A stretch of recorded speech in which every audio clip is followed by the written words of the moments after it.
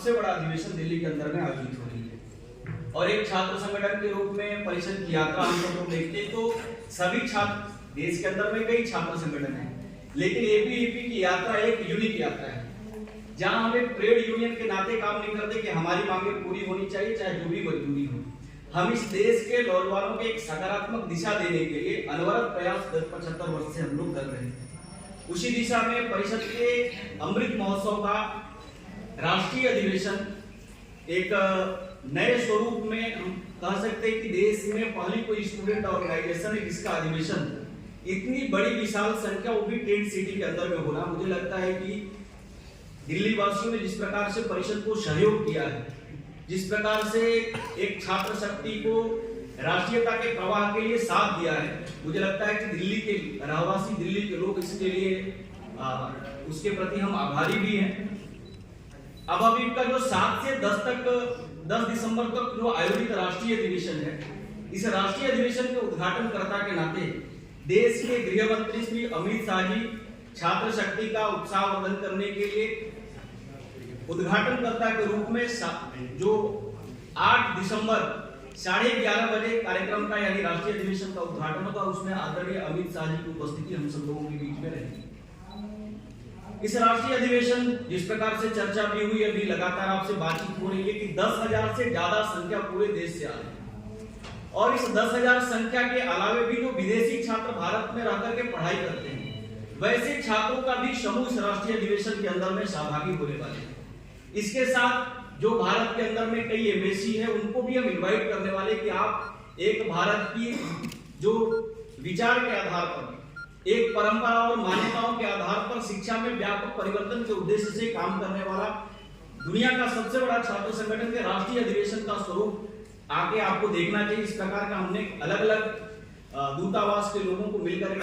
निमंत्रण किया है कि आप आइए, राष्ट्रीय अधिवेशन को आप भी नजदीक से देखने का प्रयास करें। इसके अलावा भारत के जो मित्र राष्ट्र हैं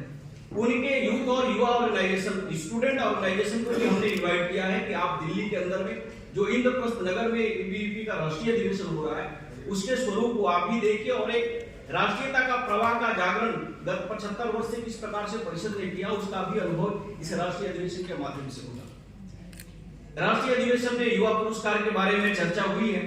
हम हर बार एक युवा पुरस्कार देते थे, इस वर्ष हम 3 युवा पुरस्कार देने वाले हैं। युवा पुरस्कार यानी समाज जीवन के अंदर में शिक्षा, सामाजिक जागरण को लेकर के तो 40 साल के कम उम्र के लोग एक समाज को प्रेरित करने का काम जो करते हैं, वैसे लोगों का चयन और चयन के आधार पर युवा पुरस्कार हम सब लोग देते हैं। इस वर्ष 3 युवा पुरस्कार दिल्ली के राष्ट्रीय अधिवेशन में दिया जाएगा, जिसमें शरद विवेक सागर जो पटना से आते हैं। ऐसे वंचित स्टूडेंट के लिए दुनिया के 500 अलग अलग विश्वविद्यालय के अंदर में 175 करोड़ से ज्यादा का छात्रवृत्ति शरद विवेक सागर जी के माध्यम से आया है। उसी प्रकार से बाजरा और मिलेट्स के ऊपर में जिस प्रकार से उसके एक जागृति को लेकर के एक बड़ा काम डिडोरी की एक बहन ने किया है, उनका भी सम्मान इस राष्ट्रीय अधिवेशन के माध्यम से होने वाला है। और दिव्यांगों के बीच में किस प्रकार से एक जागृति का काम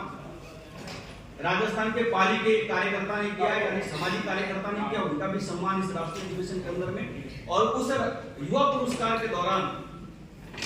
देश के प्रख्यात पत्रकार रजत जी शर्मा की उपस्थिति के माध्यम से युवा पुरस्कार पूर्ण होगा।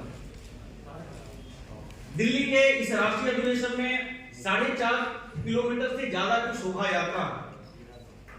पूरे इस अधिवेशन का एक आकर्षण का केंद्र रहने वाला है। साथ ही साथ इस अधिवेशन में कई अभिनव प्रयोग के माध्यम से हम युवा शक्ति को दिशा देने का प्रयास करते हैं। इस अधिवेशन के अंदर में कई विषयों पर जो चर्चा होगी, वर्तमान समय के शैक्षिक परिस्थिति के ऊपर में, समाज जीवन के अंदर में घटित घटनाओं के ऊपर में, और कुल मिलाकर के आज जो ऐसे कई विषय हैं जो समाज जीवन के स्वभाव को सीधे प्रभावित करता हुआ, ऐसे कई विषयों पे हम चर्चा करने वाले हैं। खास करके पर्यावरण संरक्षण के बारे में, उसमें युवाओं की भूमिका क्या हो सकती है। सौभाग्य से हम एक ऐसे समय में राष्ट्रीय अधिवेशन कर रहे हैं जहां पूरा देश एक उत्सव मनाने की दिशा में बढ़ रहा है। हम सब लोग जानते हैं कि अयोध्या धाम में जिस प्रकार से 22 जनवरी को भव्य राम मंदिर के निर्माण के साथ भगवान की प्रतिमा स्थापित हो रही है, ऐसे विषयों पे भी इस राष्ट्रीय अधिवेशन के अंदर हम चर्चा करने वाले हैं। साथ ही साथ वर्तमान में युवाओं की जीवन शैली किस प्रकार की होनी चाहिए, उसके ऊपर भी हम इस अधिवेशन के अंदर में चर्चा करने वाले हैं।